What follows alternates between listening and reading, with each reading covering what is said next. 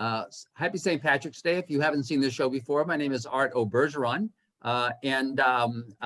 This show is Frank and Mary, or actually it's O Frank and O Mary on Nantucket. And the purpose of this show is as many of you know, my day job is as an elder law attorney at Myrick O'Connell. This is not about my day job. It's about Frank and Mary.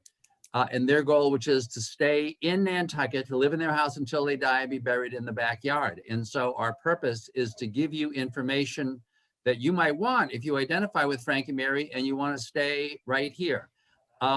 Many of you know my co-host, Allison O'Forskren, who has been kind enough to join me and always finds these terrific guests. We have a bunch of guests today who are all just great, and Allison's found them. I'm starting to feel like a local because I'm like knowing more and more of the guests that show up. This is a strange feeling. So Allison, whom do we have today? Well, today we have someone who needs no new introduction since he was a guest on our show quite recently. Jerico Mele, he's the Director of Human Services, the town of Nantucket. And also we have, I'll let him introduce our next guest, but Jerico, could you please share with us who the new person is? Of course, our newest guest is also our newest employee at the Department of Health and Human Services. It's Heather Francis. She's now our public health nurse, recently hired and now working full-time for the health department and the human services department. Welcome, Heather. Good to see you. Some of you may know Heather as the former director of nursing at Our Island Home. That's certainly where I first met her. Well, no, I didn't first meet her there. I've known her for a while, but that's her most recent position. But I thought today we would have Jerico give us an update as the Director of Human Services as to what is going on with the Saltmarsh and with COVID. There are some new things going on introduced recently. So please tell us, Jerico. All right, well, let me just drag up the specific list so I don't get anything wrong. But the governor, as of the 17th of March, i.e. today, has just announced the eligibility categories for the remainder of the Massachusetts COVID-19 vaccination plan. At the moment, there are 3 categories that have been announced. There is March 22nd. On March 22nd, residents of Massachusetts over 60 years old, as well as certain categories of workers, will now be eligible for vaccination. The next relevant date is April 5th, when residents 55 years of age and older, or those with one pre-approved medical condition, will be eligible for vaccination. And then from April 19th, everyone who is over the age of 16 will be eligible for vaccination. The 16-year-old limit there is due to the none of the vaccines having received final approval for children's use. But basically on this coming Monday, the 22nd, it will be 60 years and older will be able to sign up through the hospital's scheduling tool, as well as anyone who works in a variety of different occupations. They will also be able to sign up for vaccine. And then the age categories get progressively lower as time goes on until finally on the 22nd of April, or sorry, Jesus, I got that actually right. On the 19th of April, my apologies, everyone who is 16 years of age or higher will be eligible to receive the vaccine. So I've got a question about signing up. So now you can go to the hospital website and sign up to get an appointment, even if it's well in the future. So there don't have to be vaccines available to get an appointment, or no, how does that work? Unfortunately, the same system that we've had in place for the past couple of weeks will continue. The vaccination schedule can only be made when we have confirmation of an order of vaccine. So we can only open up a number of appointments depending upon our most recent shipment of vaccine. So what these deadlines or these eligibility dates are telling you is when you will be able to go and sign up for the vaccine. Up until now, basically the state government has been kind of like, we'll let you know as soon as we know, and when we're moving on. Now we just have those dates sort of set in stone more or less moving forward. So it's, as opposed to having to worry about when you will be eligible, now we have the eligibility dates set ahead of time. And so when your eligibility date opens up, you will be able to go when the hospital scheduling tool opens, which is Saturday mornings at 10 a.m. They'll open up a number of appointments. And then as long as you are in any of those mentioned categories, you'll be able to schedule yourself using the existing tool, the scheduling tool. Hmm. Does that Okay. clear things up, or? No, so you open up, Mhm. like next Monday, you're available. The following Saturday is when you'd go at 10 o'clock in the morning to try to sign on. And if they only take 500 and you're 600, you have to go again the next Saturday and keep trying? Yes. Okay. So the total number of people we vaccinated in steps 1 and 2 is somewhere on the order of around 2,000. The last close number we had for the number of people eligible in this current step was somewhere on the order of 4,500. So this opening is going to be going for several weeks. Since the eligibility has been announced already, I'm not sure when the air date for this particular episode is going to be, so this might be a moot point. If so, we can just, fix it in post. But so this Saturday is the opening of the scheduling tool. If you are over 60 years old or you work for one of those jobs, you can go on Saturday and schedule your appointment for Monday or later. Does that make sense? If you're one of the people that there's a dose for, so Mhm. people will go first thing and sign up, and the first people will get on. If you don't go until 10 o'clock and they've run out of vaccines, you have to try it again the next Saturday. Yes. Yes. Okay. I think I'm clear now. Okay. Thank you. Anything else on the? I think that's basically it for vaccine updates. How do you want to do? Shall I introduce? Or sorry, Arthur, you were. No, Allison was also kind of asking about the Saltmarsh. Is there anything, any yeah, kind that's of right. word on how that might work? So obviously we don't have a firm date yet, but we have a couple of like phased reopening plans being kind of, we're basically building a couple of reopening plans, or rather we're adjusting pre-existing opening plans to suit the current governor's orders for occupancy, et cetera, et cetera. Obviously we're not going to open until every staff member of the Saltmarsh is fully vaccinated and has the additional 2 weeks for maximal immunity. But we're looking into what the state guidelines are going to be further on in the year, and then we're just having a set of different opening scenarios that we can work on from that. Hopefully we'll have some degree of what's the word I'm looking for here? Some degree of in-person programming or options at the Saltmarsh, in the coming months, at least this summer. Though to what extent that's going to be, it's going to depend on the governor's orders and on obviously the state of both vaccination and COVID result numbers. I don't want to. I'm not going to expose any of the employees to increased infection risks. So vaccination for the staff first, and then we'll gradually start phasing in-person activities in. Great. So by summer, there should be some things going on. Yes. Exactly what those are, what the numbers are going to be is uncertain, since the governor can change the statewide orders basically at any time. But we're looking at some external activities. We're looking at phased numbers of people in the building, and we're looking at kind of doing like a hybrid Zoom or telepresence based programming with a component that's in person. But there's a lot of, we have to, with occupancy limits, we'll have to determine who can come in and who can't, and then that opens a whole can of worms. So we're going to try and open up in the most egalitarian and safest manner that we can. Keep us posted. Will do. Please.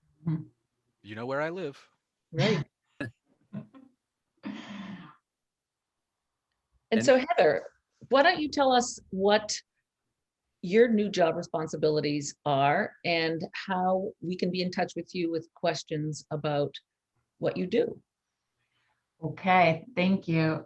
So I am considered a public health nurse. I think the actual job title is Community Health Clinical Administrator. So as you said, I transitioned into this from the Director of Nursing at Our Island Home.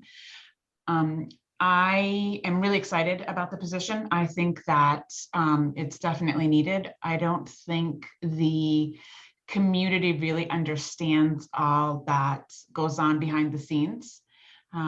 It's a ton of work. COVID's been a ton of work. So I'm excited about the new role, and I'm excited to work with Jerico and Roberto and the team down here.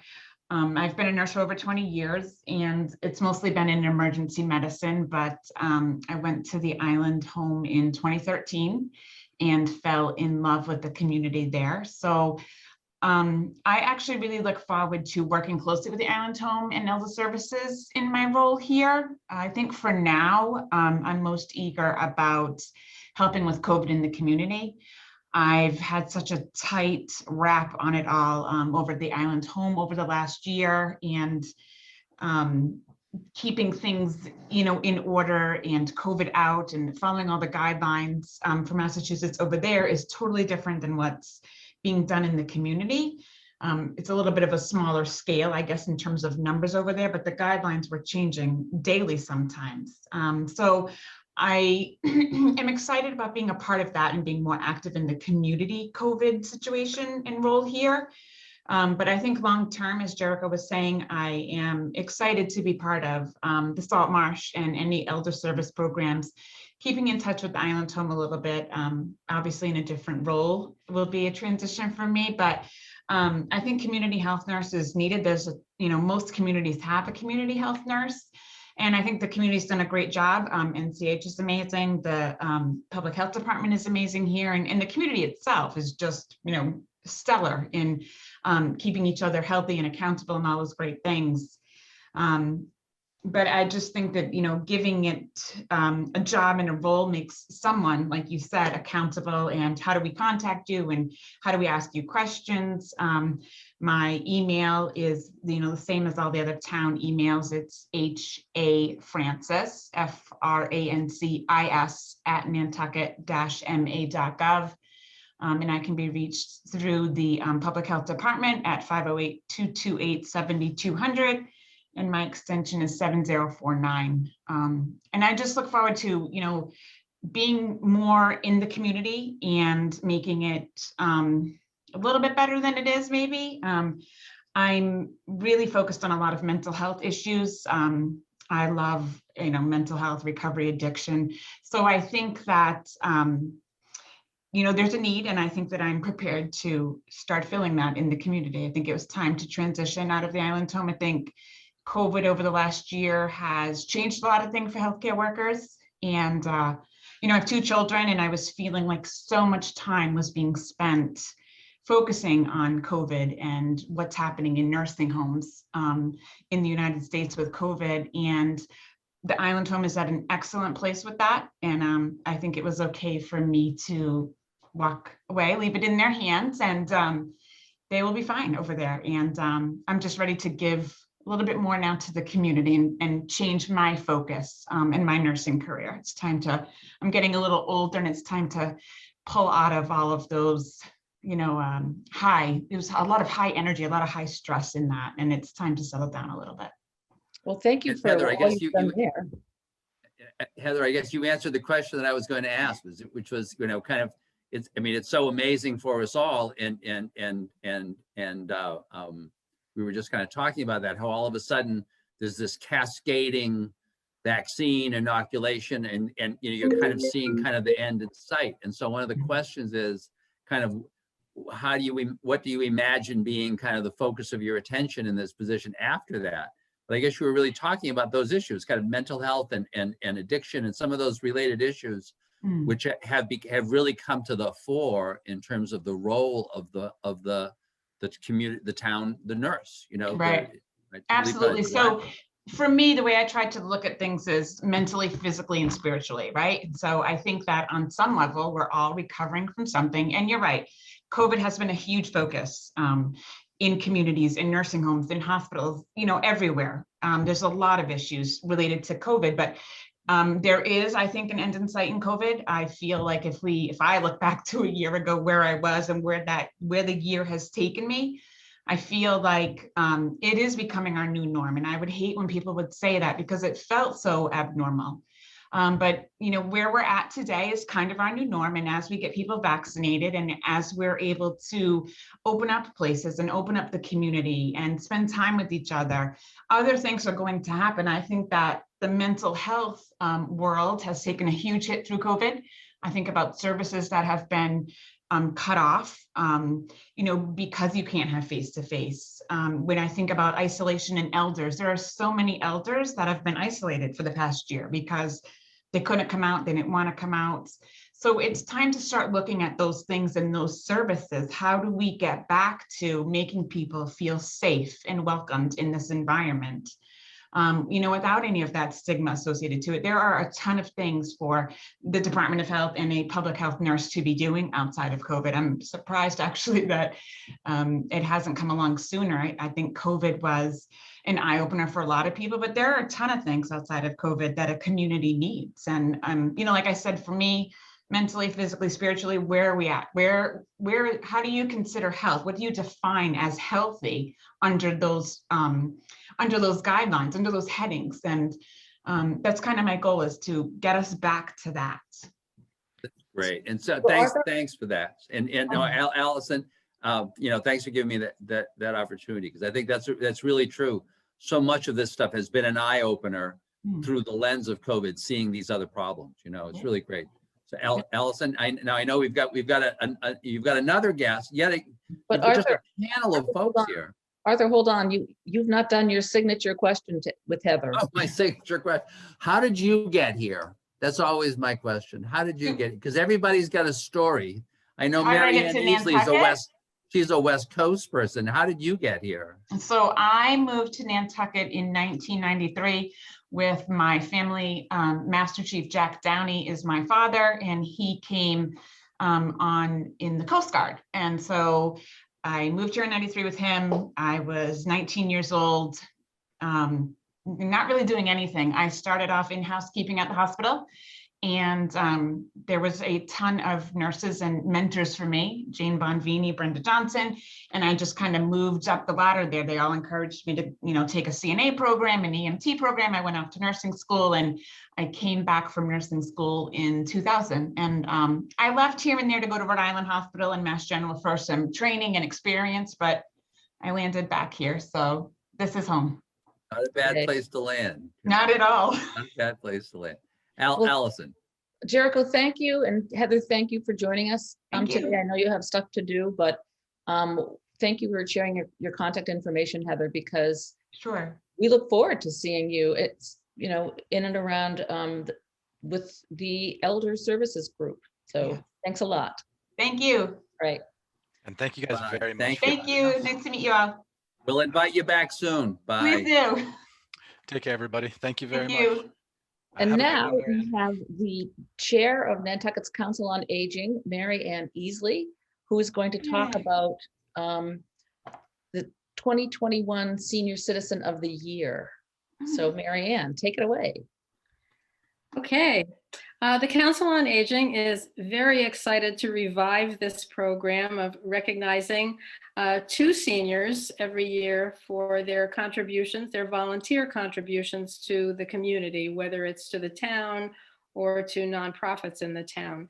And it's a program that we had to suspend last year due to COVID, like everything else got suspended. So it is exciting to revive it again.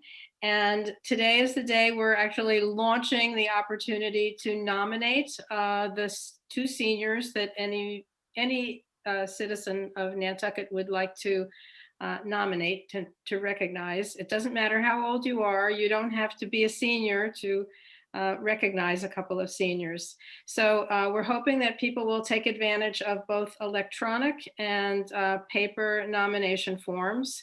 And I'll tell you how you can get both of those. But I should mention that we're trying to recognize seniors who are age 60 or older, who show the spirit of what positive aging can be, and who are really enthusiastically involved in Nantucket.